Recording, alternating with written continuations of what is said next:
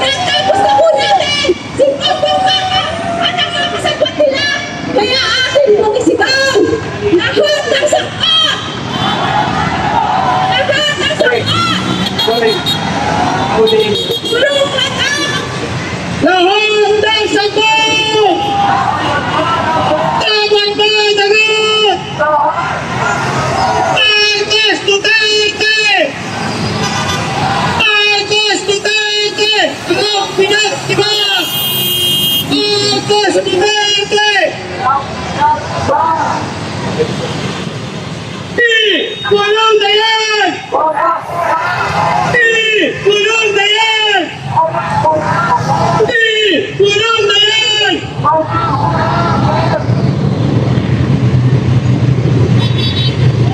Ayan, maraming salamat po. Bagaman tapos na ang costume party natin. Tuloy-tuloy ang pagiging manunugis ng taong bayan.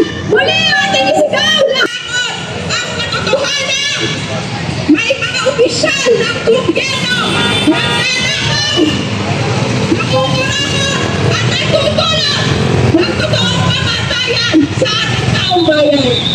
Kaya mga kasama, upang simulan ang ating protesta ngayong araw nito, pinatawagan natin ang Secretary General ng Bagong Alyansa ng Bayan, si Bong Palatino.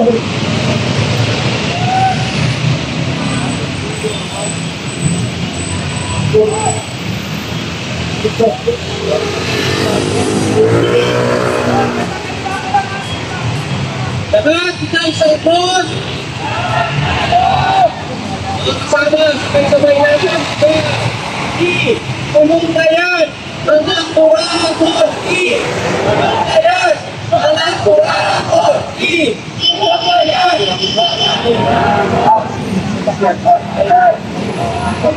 Ayun ang October 31! Alumin!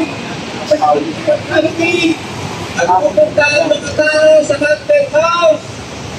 Kaya tayo nandito sa tarangkahan ng Malacanang dahil ang Haunted House ng Pilipinas, ang horror house ng mga ghost projects, ay walang iba kundi sa Malacanang Palas. Ang mga halimaw sa pamumuno ni Bongbong Marcos Jr., sila ang pinagnanakaw, ang mga mandarako, sila ang pumapatay sa mga kayak Pilipino. Kaya nandito tayo para pagsakin ang mga halimaw, ang mga elemento ng ating bayan. Ang angkas, kahit natin ang dapat pag-isip sa kasaysayan ay ang magnanakaw, ang mga pinapatay, ang mga inosente, tulad ng pamahalahan ng mga Kastilyo. Inanangibig sa kasaysayan ang mga blog sa ating bayan. Ang konten ng investigasyon, wala pa rin ang pagpunod ng mga tao. Nag-over up, nag-corruption, bakit ang ginagawa ng pamamahalaan ng mga Kastilyo? Ito na, ngayong October 31, kay Monday, tayo ay may suot, ba't ibang nangaway, kanina, pinagtagdaan, ang tunay na halimaw ay ang mga dragos sa pamamahalaan. At ang halimaw talaga, nagpapatuloy ng kasalanan dahil walang kapatid. Kailangan tuloy na komisyon kaya sino tuloy na magsalita at gani sa aking komisyon para magsain na ang mga halimaw sa ating bayan.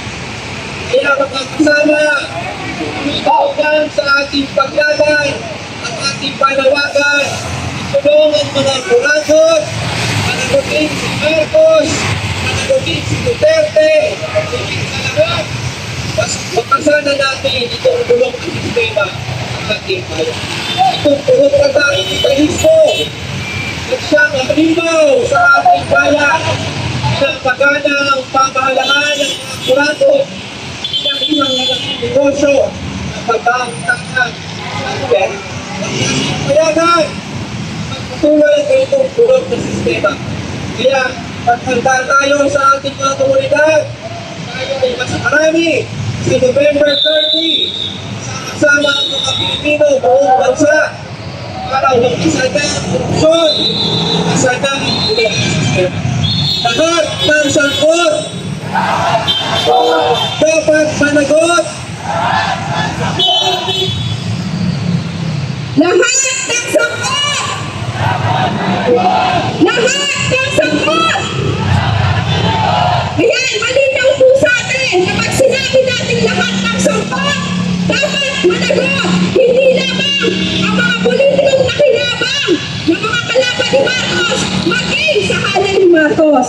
So mga kasama, kahit na tuloy-tuloy ang investigasyon, sinasabi na meron na daw sasampahan ng kaso sa ating mga matutugis na taong kaya ng mga kumakot. Malinaw sa atin, dapat tuloy-tuloy ang ating pagbabantay at paglaban. At syempre, habang sinisingil natin si Marcos Jr., hindi tayo nakakalimot kay Sara Duterte. Hanggang ngayon, hindi pa rin siya nagpapanagot sa kanyang hindi may paliwanag na paglustay ng conservation funds. Kaya naman, upang mas lalong maramdaman natin ang galit at paniningil doon mismo sa sektor na kanyang pinagkakautangan at kanyang binawawan, tinatawagan po natin si Teacher Ruby Bernardo ng Alliance of Concerned Teachers. Lahat ng sangkot! Mas malakas lahat ng sangkot! Natin, positibo at pagpapatid sa ating lahat, isama po sa pagkilos ngayong araw na ito, ang ating mga guro, ang ating mga kabataang estudyante, at magiging ating mga magulang at kawani sa sektor ng edukasyon. Katulad niyo po, galit na ang aming sektor sa katakot-takot na kurama. Tama po ba mga kasama? Sila po mga halimaw at satanas sa bayan natin na siyang dahilan bakit naghihirap ang sambayan ng Pilipino. Taon-taon, wala pong pagpipilian ang mga guro alinman sa panlilinlang o pananakot na tanging hatid ni Marcos Jr. sa sektor ng edukasyon. Trip sa pangakong dagdag na sahod. Trip para bigyang pansin ang kalagayan ng ating mga guro sa eskwela. At trip sa pagbibigay ng disente at nakabubuhay na sahod. Kulang-kulang na classroom. Sila silang mga eskwela. Substandard pa. Ito ang kalagayan ng aming sektor. Samantalang threat ang ibinigay sa panunumil at pananakot at pagtitipid sa ating mga leader union. Hindi ho kami papayag na ganito ang aming kalagayan.